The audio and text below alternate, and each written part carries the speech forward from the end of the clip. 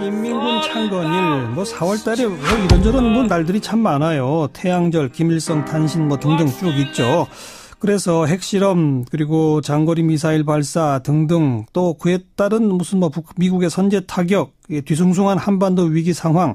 자, 이거 어떻게 봐야 할지 정세현 전 통일부 장관 오늘 전화로 잠깐 만나겠습니다. 장관님 안녕하세요. 예, 안녕하세요. 네. 핵실험이나 이 대륙간 탄도탄 결국은 지금 안 하는데, 미국과 중국의 압박이 효과를 발휘한 거라고 봐야 합니까? 아니면 원래 할 생각이 없었다고 읽고 계세요? 그 미중 정상회담에서 트럼프가 강력하게 시진핑 한테 부탁을 하지 않았습니까? 예.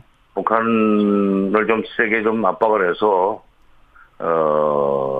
그 핵실험이나 미사일 발사 같은 건 안 하도록 하라는 그 요구를 했었어요. 그렇죠. 했던 걸로 알고 있습니다. 예. 하여튼 이번에 확실하게 시진핑이 발벗고 나서가지고 예.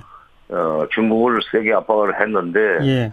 그거는 우리 한국을 위해서라기보다는 또는 북한을 위해서라기보다는 그런 식으로 미중 간에 딜을 해가지고 거래를 해서 앞으로 있을 미중 무역 문제 협상에서 중국이 우위를 차지한다고 그럴까? 예. 그러기 위해서 이번에 역할을 좀 확실하게 했다고 생각합니다. 그러니까 그 영향으로 북한이 참았다?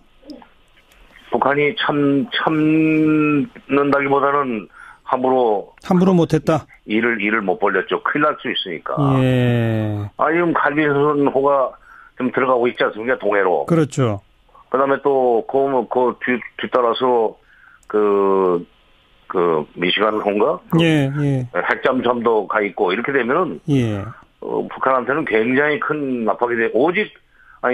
오죽 이 겁을 먹었으면은 원산에서 대대적인 재래식 무기를 가지고 화력 시험을 하겠습니까? 시범을 보이겠습니까? 예. 건드리면, 그래도 가만히 있지 않겠다는 그런 의사표시인데. 예. 어쨌건, 이번에 ICBM 발사도 안 하고 핵실험도 안 한 것은 그나마 다행이죠. 네. 네. 그러면 이 국면, 4월이 되기 전부터 4월 전쟁 위기설 이런 식으로 하다가 이제 거의 한 달이 흘렀습니다. 이 국면 앞으로는 어떻게 가는 겁니까? 이렇게 이제 세게 압박을 해서 중국이 북한을 좀, 회담 쪽으로 끌어내지 않겠나 하는 생각이 들어요. 예. 왜냐면 이제 미국에서 그런 표현을 썼거든요. maximum pressure and maximum engagement. 그러니까 세게 압박을 하고, 예. 그 다음에 대화로 끌고 간다. 확실하게 대화에 나온다면은 미국도 뭔가 좀 보여줄 수 있다 하는 그런 메시지를 중국을 통해서 좀 보냈기 때문에. 예. 이렇게 세게 압박하고 나서 북미 간에 뭔가 물밑 대화가 시작이 되지 않겠나 하는 생각이 듭니다. 네. 북한도 사실상 핵실험하고 또 대륙간 탄도탄 개발하고 하는 것이 미국하고 협상을 하기 위한 거 아닌가요? 그렇죠. 예. 그러니까 그 벼랑 끝 전술을 쓰는 이유가 예. 미국이 자기네를 무시하지 않고 좀 상대를 해달라는 그거밖에 없어요. 옛날부터 그랬습니다. 예. 그런데 지금 트럼프의 입장은 좀 자제하면 핵실험이나 이런 거 자제하면 대화할 수 있다는 거다 이건가요? 그렇죠. 그런 메시지를 중국한테 주지 않는다는 생각이 들어요.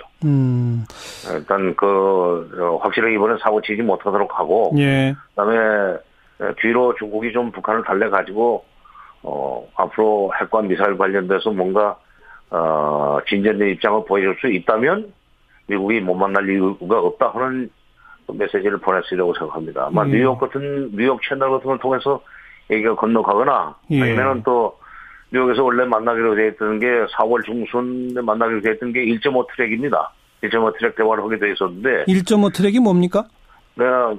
북한은 어차피 당국자들이고, 그 다음에 미국 쪽에는 전 당국자들, 이전 정부에서 일했던 사람들. 예. 완전히 비당국자들끼리만 모으면은 거의 2.0 트랙이라고 그러는데, 북한의 한쪽이 당국자들이기 때문에, 1.5 트랙이라고 이렇게 별명을 붙이는 거죠. 네. 그러니까 북한은 당국, 그 다음에 미국의 경우에는 현 정부의 얘기가 될 수 있는 전 당국자들. 이게 만나는 게 그전에도 작년에도 쿠알라룸푸르에서 10월 달에 만났고, 11월 달에도 제네바에서 또 만나지 않았었어요. 예. 이렇게 미북 간의 대화로 이어질 가능성을 어느 정도라고 보세요? 왜냐하면 왜 제가 이 질문을 던지냐면 트럼프 행정부에 대해서는 대화보다는 훨씬 더 강한 압박을 할 것이다 이렇게 우리가 우려를 하는 시각으로 봐왔거든요. 오바마 행정부에서도 전혀 미북 대화가 이루어지지 않았기 때문에 트럼프 행정부에 그런 걸 기대할 수 있느냐 우리 이런 시각이 있었단 말이죠. 어떻게 생각하세요? 트럼프가 좋게 말하면 사업가죠. 그렇기 때문에 오히려 세게 압박을 하고 뒤로 대화를 할 수 있는 여지가 더 커지지 않았나는 생각이 듭니다. 그러니까 정치인하고 좀 다른 측면이죠. 그래요. 그다음에 다행인 것은 네. 앞으로 한 20일 오늘이 지금 20 며칠입니까? 오늘 25일. 한 보름 좀 더 지나면은 이제 한국엔 새 정부가 출범하지 않습니까? 그렇죠. 그때쯤 되면은 미국 간에 접촉을 위한 물밑 접촉 같은 것이 시작이 되지 않겠는가 생각이 들고, 네. 한국 정부가 들어서면서 미국 양자 접촉이건 아니면 육자 회담이건 이런 식의 어떤 대화 모멘텀이 조성될 가능성이 있다고 저는 봅니다. 네. 그래서 이번 선거 끝나고 난 뒤에 출범할 차기 한국 정부한테는 기회가 있다고 그럴까 운이 좋은 편이라고 생각할 수 있습니다. 정 장관님의 예측이 좀 맞아떨어지면 그나마 다행이네요. 어쨌든 다자간이건 북미 간이건 이런 협상과 대화가 진행되는 그런 과정에서는 북한도 핵 개발 같은 걸 좀 멈추고 그러지 않았었나요? 중국이 지금 나서는 이유가 그거라고 생각해요. 그렇게 해서 육자회담 국면이 열리면 미국으로서는 사드 배치를 강행할 수가 없죠. 그동안에 핵 핑계를 대고 지금 사드를 한국에다 배치하려고 하지 않았습니까? 그렇죠. 박근혜 정부도 그 핑계를 댔었고. 그런데 핵동결을 육자회담이 열리려면 육자회담이 됐건 북미 접촉이 됐건 그 접촉이 시작이 되려면 일단 핵동결은 분명히 북한이 약속을 해야 돼요. 왜냐하면 사드 배치의 명분이 그만큼 약화됐다. 이렇게 볼 수가 있죠.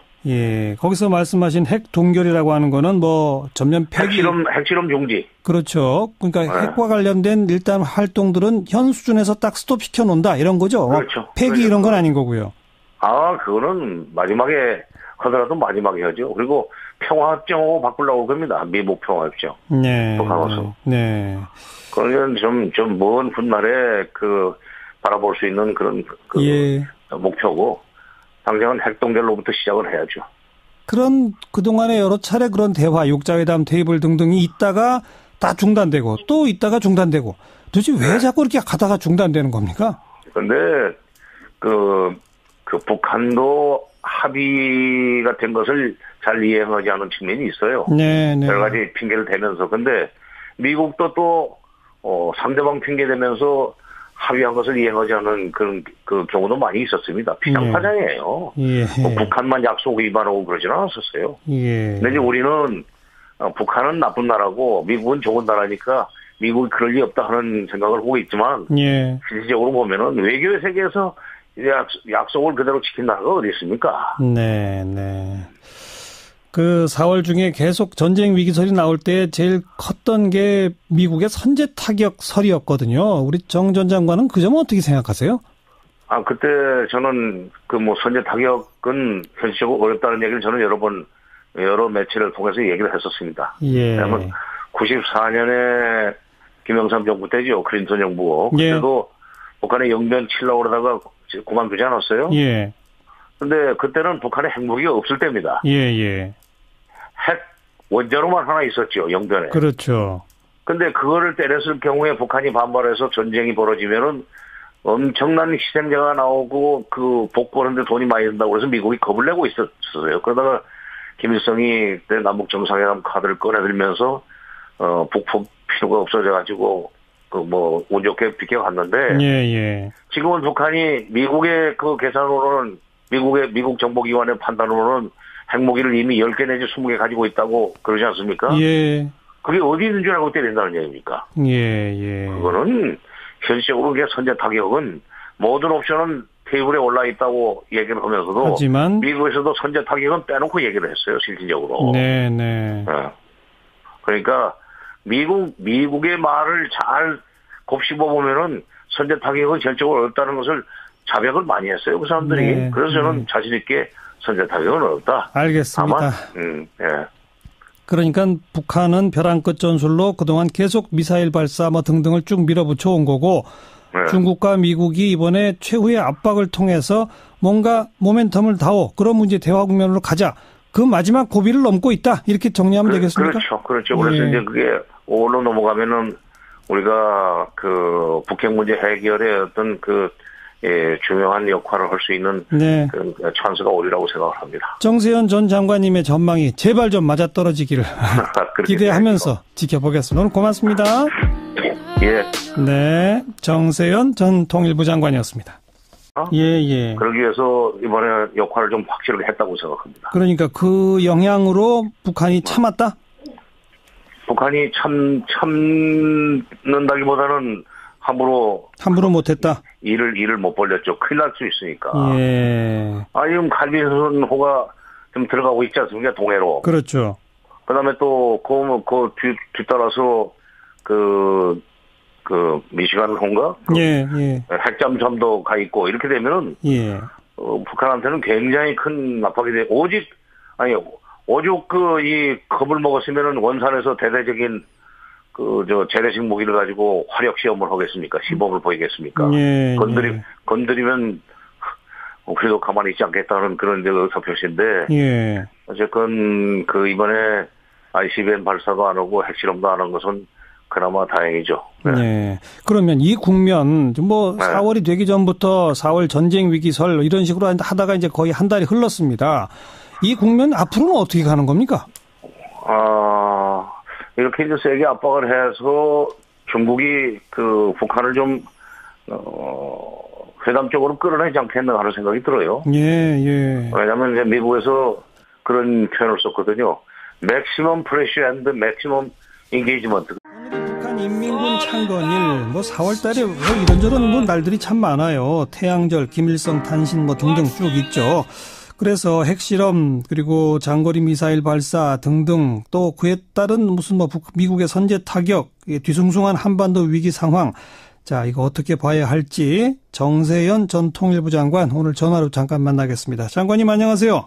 예, 안녕하세요. 네. 핵실험이나 이 대륙간 탄도탄 결국은 지금 안 하는데 미국과 중국의 압박이 효과를 발휘한 거라고 봐야 합니까? 아니면 원래 할 생각이 없었다고 읽고 계세요? 미중 정상회담에서 트럼프가 강력하게 시진핑 한테 부탁을 하지 않았습니까? 예. 북한을 좀 세게 좀 압박을 해서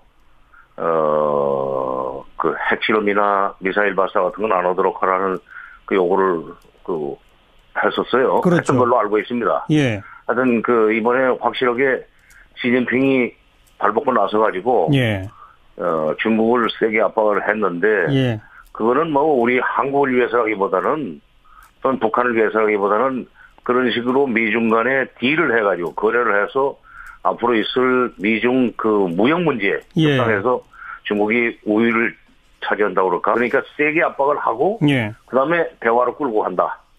확실하게 대화에 나온다면은 미국도 뭔가 좀 보여줄 수 있다 하는 그런 메시지를 중국을 통해서 좀 보냈기 때문에 이렇게 세게 압박하고 나서 북미 간에 뭔가 물밑 대화가 시작이 되지 않겠나 하는 생각이 듭니다. 북한도 사실상 핵실험하고 또 대륙간 탄도탄 개발하고 하는 것이 미국하고 협상을 하기 위한 거 아닌가요? 그렇죠.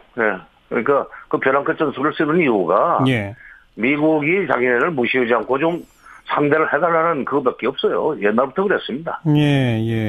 그런데 지금 트럼프의